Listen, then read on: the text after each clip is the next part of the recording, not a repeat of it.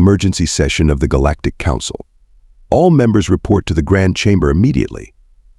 The announcement blared through every corridor of the celestial spire, its urgency matched only by the thundering footsteps of hundreds of species rushing to answer the call. The chamber, a massive amphitheater carved from pure crystalline structures that stretched toward the stars, quickly filled with representatives from every corner of the known galaxy. High Admiral Krix stood at the central podium, his four arms gripping the edges with barely contained fury. His scaled skin, usually a calm shade of azure, now pulsed with angry crimson patterns. The council members couldn't help but notice how his ceremonial medals, typically worn with pride, seemed to weigh heavily on his chest today. Esteemed members of the Galactic Council, Krix's voice boomed across the chamber, each word dripping with barely concealed rage. For 10,000 cycles, we have maintained peace and order throughout the galaxy. 10,000 cycles of technological advancement, cultural exchange, and harmonious existence. And now he paused, his secondary eyes narrowing to slits. Now we face a threat unlike any we've encountered before. The holographic display behind him flickered to life, showing a small blue planet in an unremarkable solar system. Several council members laughed nervously. Surely this couldn't be the cause of such alarm. Yes, Krix barked, causing several representatives to flinch. That's exactly what we did when we first discovered them. A primitive species on a backwater world, barely able to reach their own moon. We designated them as Class 3 developing civilization, hardly worth our notice. Strategy Officer Knox, her crystalline form shimming with concern, raised a tendril. High Admiral, you speak of the humans. The humans, Krix spat the word like a curse. For the past 50 cycles we've watched them, studied them, categorized them. We thought we understood them. We were wrong. The hologram shifted, showing footage from various Earth conflicts. The images made several council members recoil in horror. These creatures, Krix continued, his voice dropping to a dangerous whisper, have spent their entire history fighting themselves. Their planet is divided into hundreds of factions, yet they've advanced technologically faster than any species we've encountered.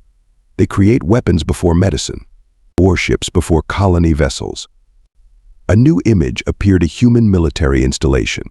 We approached them as we always do, offering membership in our Grand Alliance. Do you know what they did? They laughed. They actually laughed at us, said they'd consider our offer while continuing their barbaric arms race. The chamber erupted in murmurs of disbelief.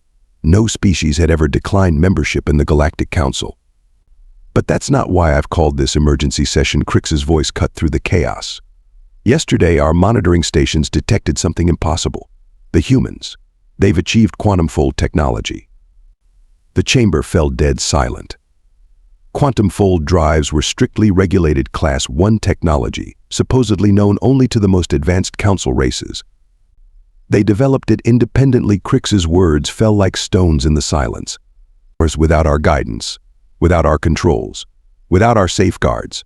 They've already begun constructing warships equipped with these drives. The same species that turns everything they touch into a weapon now has the ability to reach any planet in our galaxy within days. The High Admiral's scales now pulsed with a deep, ominous purple. We face a choice, honored council members. Do we wait for these humans to spread their chaos throughout our carefully ordered galaxy, or do we act now, while we still can? In the terrified silence that followed, no one noticed the small smile playing at the corners of Krix's mouth. After all, what chance did one primitive planet have against the combined might of 1,000 civilizations? Commander Bright's tentacles writhed nervously as she reviewed the recording of her last meeting with the human delegation for the 100th time. The conference room on Luna Base, Earth's primary diplomatic facility, had seemed so promising at first. Look at them, she muttered to her second-in-command, Lieutenant Park. Sitting there in their primitive environmental suits, trying to look dignified. How did everything go so wrong? The holographic replay showed 6 human representatives, led by their chief negotiator, Amanda Chen.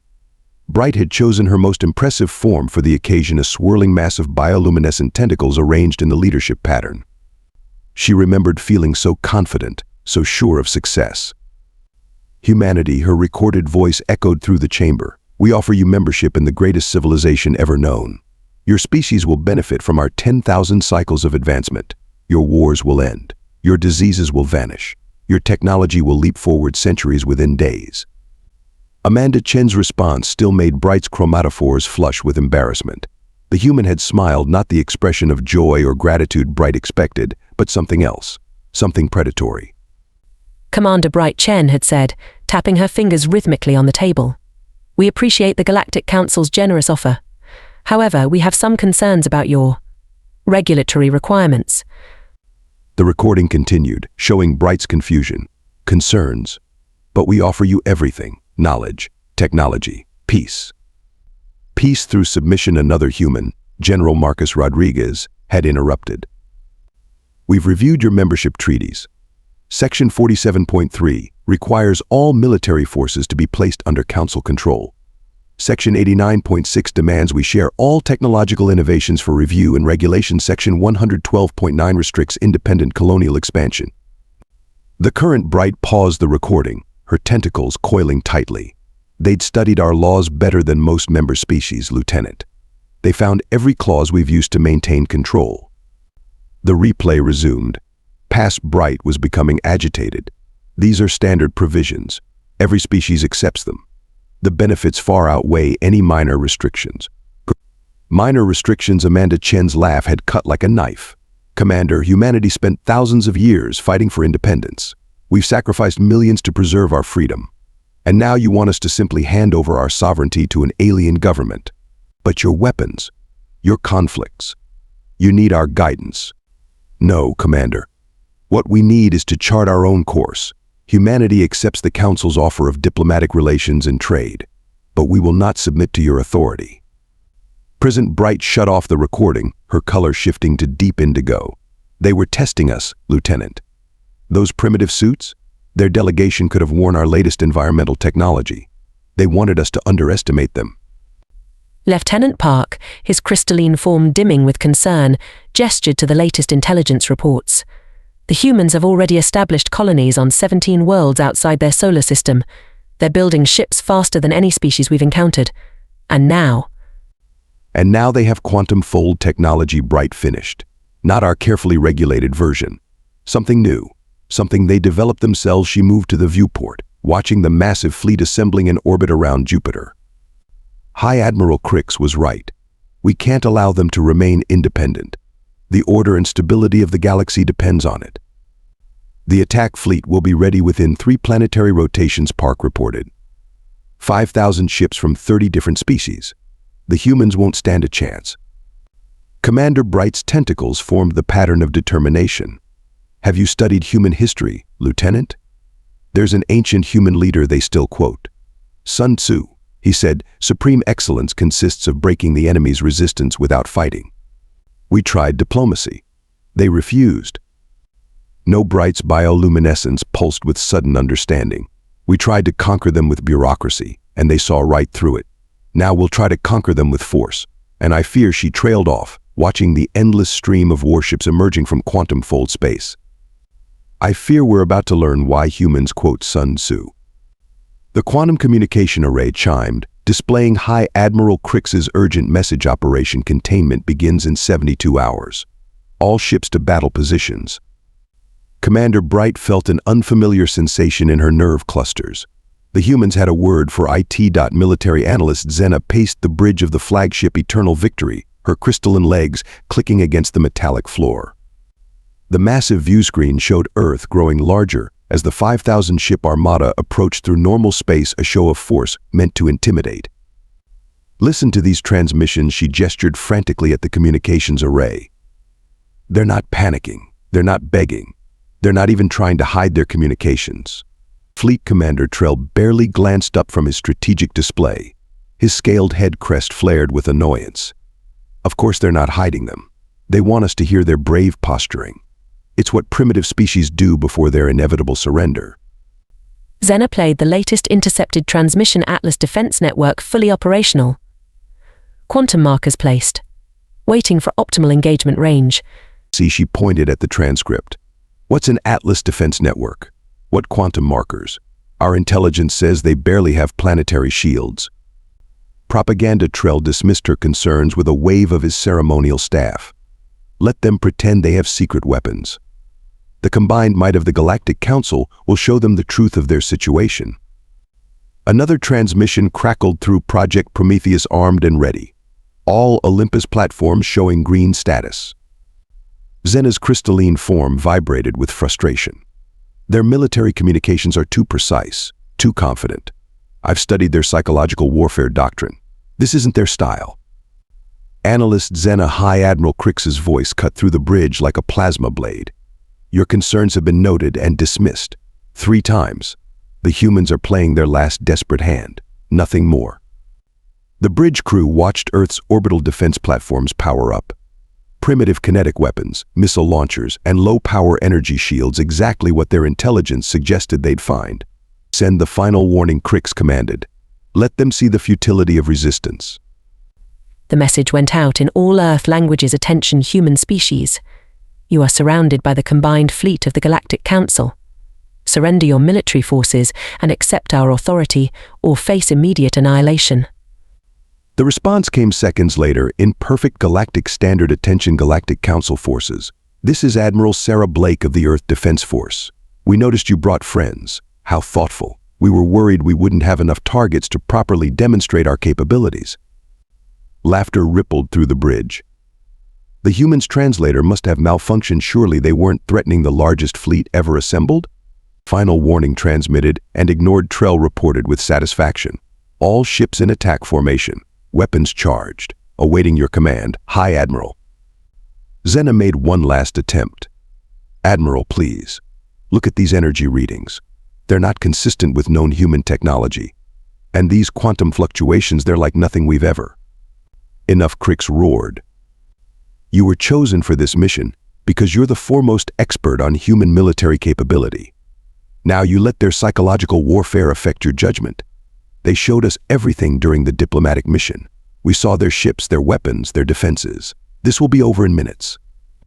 A new transmission, this one broadcast on all frequencies. Atlas network locked.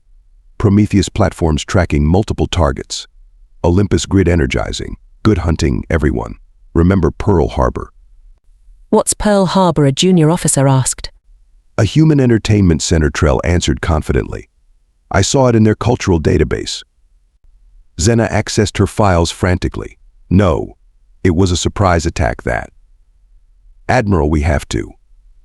Commence attack. Krix's order thundered through the fleet-wide command network. 5,000 ships of 30 different species launched their assault, their weapons lighting up space with enough firepower to crack a planet. Xena watched in horror as the human orbital platforms powered down completely. No return fire.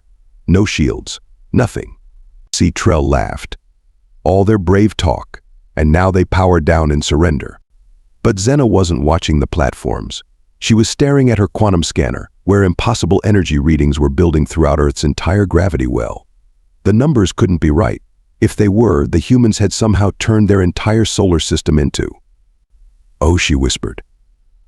That's what Atlas really is. The humans had one final transmission. Thank you for clustering your ships so nicely. Fire. And then everything changed. The first sign that everything had gone horribly wrong was when half the Galactic Council's fleet simply vanished. Not destroyed, vanished. One moment, 2,500 ships were there. The next, they weren't. No explosions, no debris, no energy signatures. Just empty space where the most powerful armada ever assembled had been. Impossible. High Admiral Krix's scales turned ash white. Status report. What happened to Beta Squadron? Military analyst Xena's crystalline form resonated with grim satisfaction. They're gone, Admiral. The humans turned their entire solar system into a quantum entanglement trap. Those primitive orbital platforms? They weren't weapons, they were marker buoys for a system-wide teleportation grid. Where Fleet Commander Trell's voice cracked. Where did they send our ships? A new transmission answered his question. Admiral Sarah Blake's voice carried a hint of amusement. If you're wondering about your missing vessels, they're currently scattered across several thousand different points in deep space. Don't worry. We calculated the coordinates carefully. They should only take about 50 years to reach the nearest inhabited systems at conventional speeds. The bridge of the Eternal Victory erupted in chaos.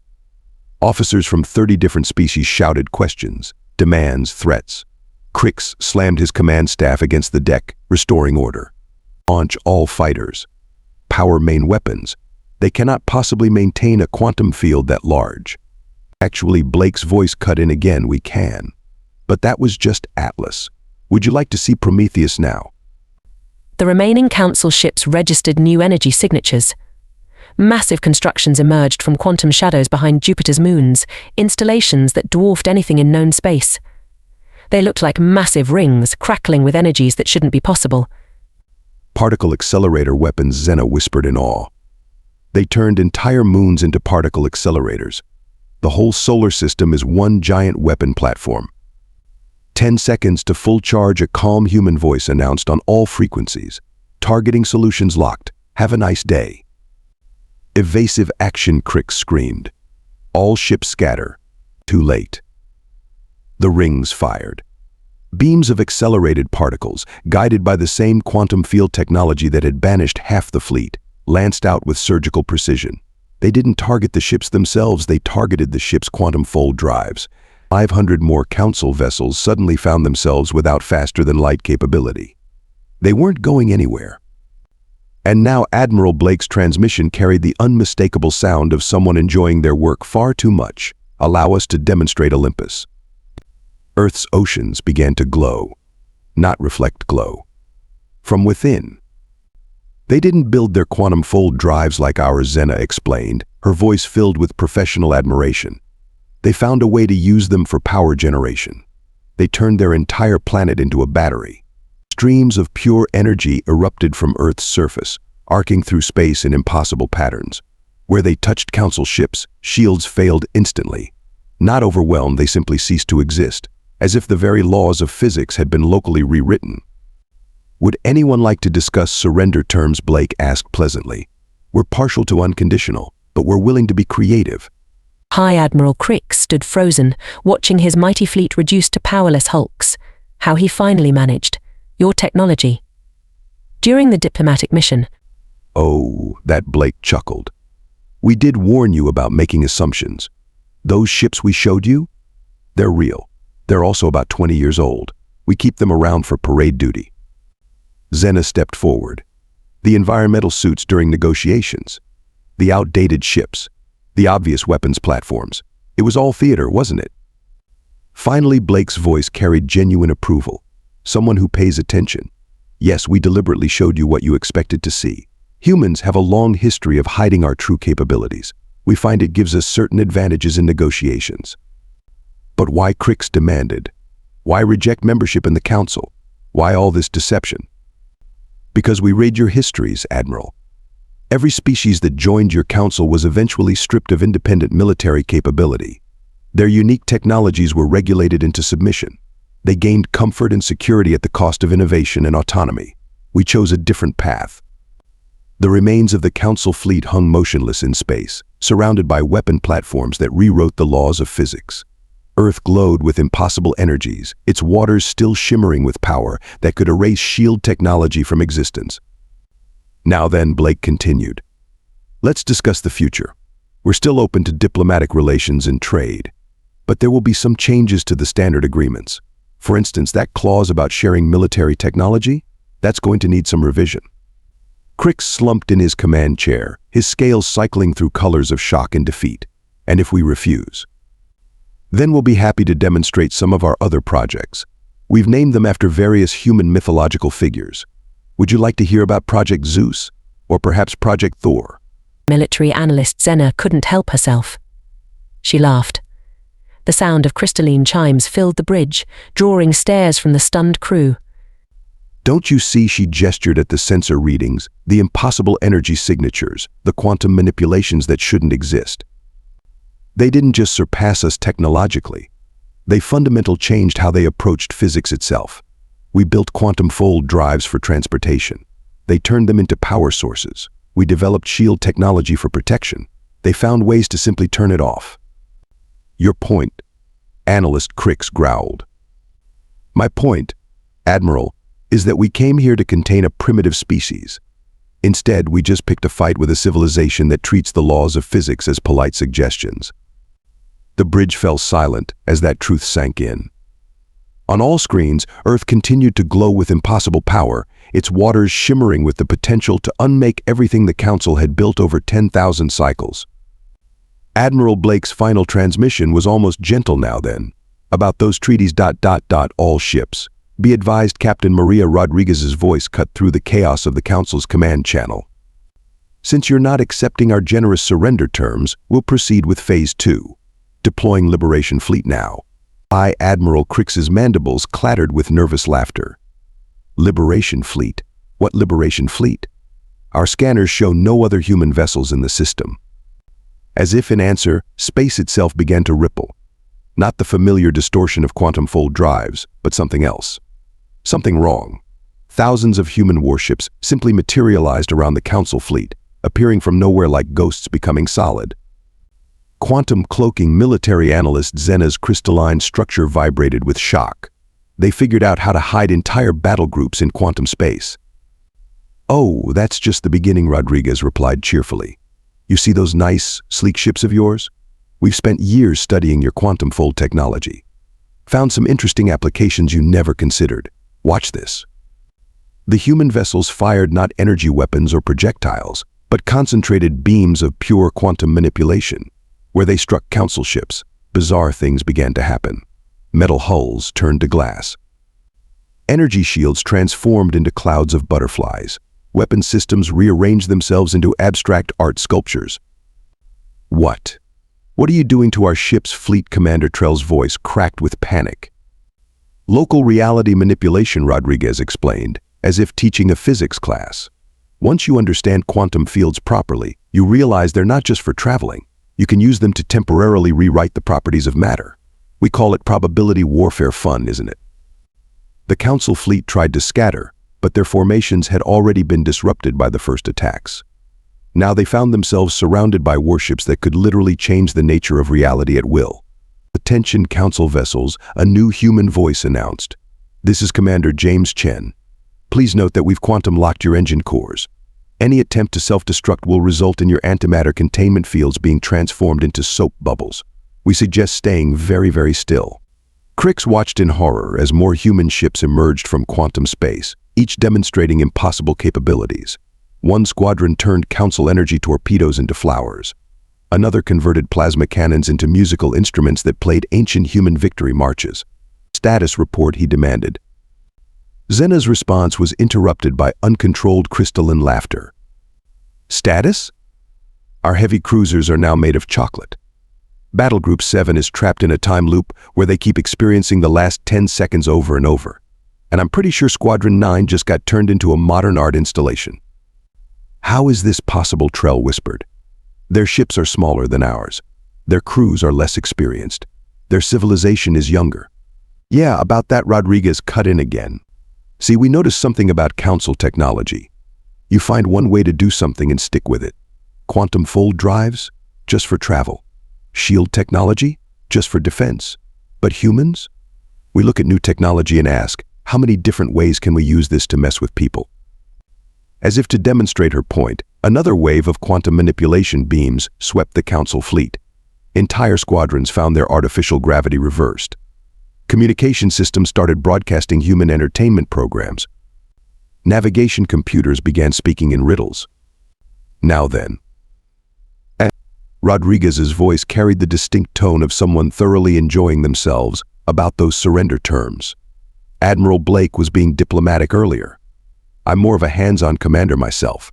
So here's the deal: you can either accept our original terms, or I can demonstrate what happens when we use quantum fields to turn your flagship into a giant rubber duck.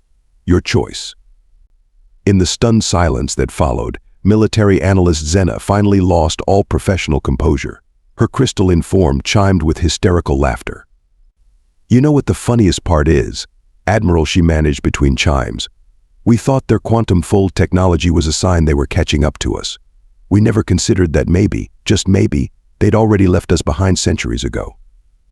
High Admiral Krix stared at his fleet, what remained of it, that still obeyed the normal laws of physics, and made the only decision he could. "Open a channel to Admiral Blake," he ordered. Tell her we're ready to discuss those treaty revisions." "Wise choice," Rodriguez transmitted. "We'll change everything back. Well, mostly everything. We're keeping the rubber duck. It'll make a nice conversation piece in the Sol System Museum of Failed Invasions. High Admiral Krix had lost his fleet, his dignity, and quite possibly his mind. But he still had one last card to play. Activate the nullifier, his voice cracked with desperate fury. From the depths of the eternal victory, a device 10,000 cycles in the making powered up. Its purpose? To shut down all advanced technology within a solar system. Let's see how powerful you are without your quantum tricks. Krix's scales pulsed with manic glee. This device will reduce every ship, every weapon, every piece of technology to its most basic form. The nullifier fired, its wave of energy expanding outward, like a soap bubble of technological apocalypse. Council ships shut down, their crews prepared for this moment. Human vessels seemed to flicker. And then General Linda Chen's laughter filled every working communication device in the system. Oh, bless your hearts, her Texas drawl carried centuries of condensed sarcasm. You actually thought we hadn't planned for this? Activate contingency Tesla. Nothing seemed to happen. Then military analyst Zena's sensors picked up something impossible. Again. Admiral, her crystalline form vibrated with disbelief. They're using the nullifier wave as a power source. They're what? Earth's oceans had stopped glowing. Instead, the entire planet now crackled with electrical energy that arced between continents. Every human ship was surrounded by a shell of lightning that grew stronger by the second. See, that's the problem with you council folks, Chen drawled. Always so dependent on your fancy quantum technology. But humans? We kept all our old toys. Every outdated piece of tech, every primitive solution, every backup system for our backup systems, we call it technological redundancy. The lightning intensified. Where it touched council ships, their systems didn't just shut down, they rewrote themselves. Quantum computers transformed into analog systems. Digital networks became electrical circuits. The entire human fleet shifted seamlessly from quantum technology to pure electromagnetic mastery. Tesla was right all along, Chen continued, enjoying her moment. Wireless power transmission through electromagnetic resonance. We perfected it centuries ago, kept it as our backup plan. Your nullifier? It just gave us the biggest power surge in human history. Krix watched in horror as his ultimate weapon transformed into humanity's greatest power source. But this is primitive technology. You can't possibly. Primitive Chen's voice hardened. Let me explain something about human innovation, Admiral. We don't abandon old solutions just because we find new ones. We improve them, refine them, combine them in ways that would give your scientists nightmares. The lightning storm intensified. Earth itself now sat at the center of an electromagnetic web that reached across the entire solar system. Every disabled council ship found itself trapped in a network of pure electrical energy. For instance, Chen continued, what happens when you combine vintage Tesla technology with modern superconductors? When you route that power through crystalline matrices designed to amplify electromagnetic fields? When you have backup systems for your backup systems for your backup systems? Military analyst Zena, watching her sensor readings, finally understood. They never abandoned any technology. Not once in their entire history. They just kept building layers upon layers of solutions, each supporting the others. Their quantum tech wasn't their only advantage, it was just the newest one. Give the lady a prize, Chen laughed. Now about those surrender terms. Still want to negotiate? Or should I show you what happens when we pump this much electromagnetic energy into your quantum fold drives?